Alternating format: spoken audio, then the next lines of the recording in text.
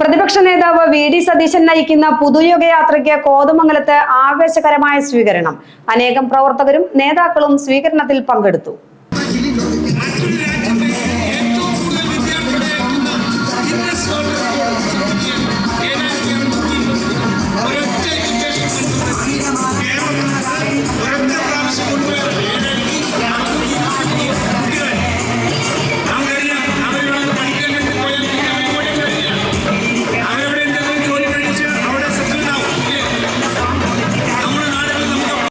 പ്രതിപക്ഷ നേതാവ് വി.ഡി. സതീശൻ നയിക്കുന്ന പുതുയുഗയാത്രയ്ക്ക് UDF നിയോജകമണ്ഡലം കമ്മിറ്റിയാണ് കോതമംഗലത്ത് സ്വീകരണം ഒരുക്കിയത്.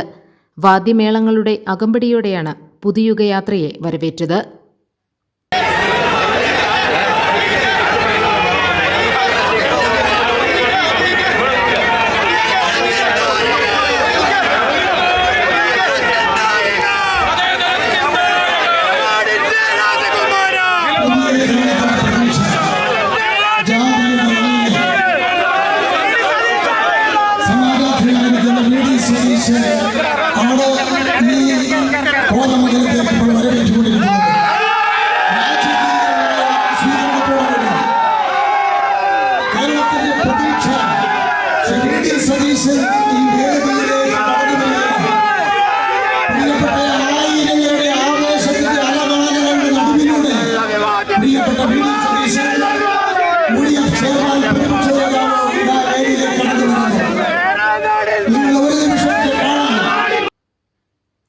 UDF നിയോജകമണ്ഡലം ചെയർമാൻ ടി.യു. കുരുവിളയുടെ അധ്യക്ഷതയിൽ ചേർന്ന സമ്മേളനം Kerala Congress chairman P.J. Joseph ഉദ്ഘാടനം ചെയ്തു. ഒരു പുതുശ്വാസം കൊടുക്കുക, ഒരു പുതുയുഗ പ്രവൃത്തിക്ക് വേണ്ടി പ്രതിപക്ഷം നടത്തുന്ന ഈ വലിയ തേരോട്ടം, ഇത് ഒരു ദുർഭരണം അവസാനിപ്പിക്കാൻ, ഒരു സൽഭരണത്തിന് തുടക്കം കുറിക്കുവാൻ തീർച്ചയായിട്ടും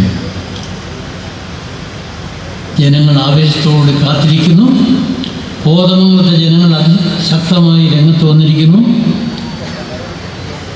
കോതമംഗലത്തെ ഐക്യജനാധിപത്യത്തിന് വേണ്ടി വിജയിപ്പിക്കുവാൻ കേരളത്തിൽ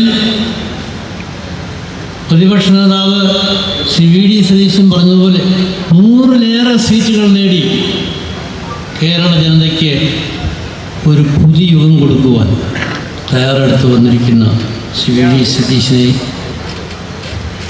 ഈ മേഖലയിലേക്ക് നേതാക്കളായ P.J. Joseph, Benny Behanan, V.K. Sreekandan, Francis George, Joseph Vazhakkan, T U. Kuruvila, Dominic Presentation, Roy K. Paulose, Dean Kuriakose, Shibu Thekkumpuram, Eldhose Kunnappilly, Roji M. John തുടങ്ങി നിരവധി നേതാക്കൾ പങ്കെടുത്തു. വേദിയിൽ ജാഥ ക്യാപ്റ്റൻ വി.ഡി. സതീശനെ നേതാക്കൾ സ്വീകരിച്ചു. എല്ലാ രംഗവും തകർന്നിരിക്കുക. ഒരു നാടിൻ്റെ ഏറ്റവും പ്രധാനപ്പെട്ട ഘടനയിൽ അതിൻ്റെ നട്ടെൽ എന്ന് പറയുന്നത് അതിൻ്റെ സമ്പദ് വ്യവസ്ഥയാണ്. കേരളത്തിൻ്റെ നട്ടെല്ല് തകർന്നു കിടക്കുകയാണ്. പിണറായി വിജയൻ അടുത്ത മാസം അധികാരത്തിൽ നിന്ന് സലാം പറയും. പക്ഷേ നമ്മുടെ തലയിൽ 6 ലക്ഷം കോടി രൂപയുടെ ബാധ്യത കെട്ടിവെച്ചിട്ടാണ് അവർ പടിയിറങ്ങുന്നത്.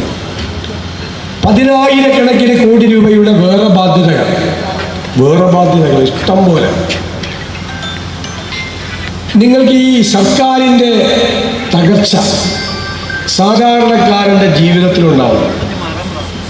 ഞാൻ കരുതുന്നത് കേരളത്തിൽ ഇതുപോലെ ജപ്തി നോട്ടീസുകൾ പ്രവഹിച്ച ഒരു കാലമുണ്ടായിട്ടില്ല. ജപ്തി നടപടികളാണ്, ആളുകൾ കടക്കണിയിലാണ്. ഇന്ത്യയിൽ ഇന്ന് ഏറ്റവും കൂടുതൽ വിലക്കയറ്റമുള്ള 1ാമത്തെ സംസ്ഥാനം കേരളമാണ്. GTV news, Kothamangalam.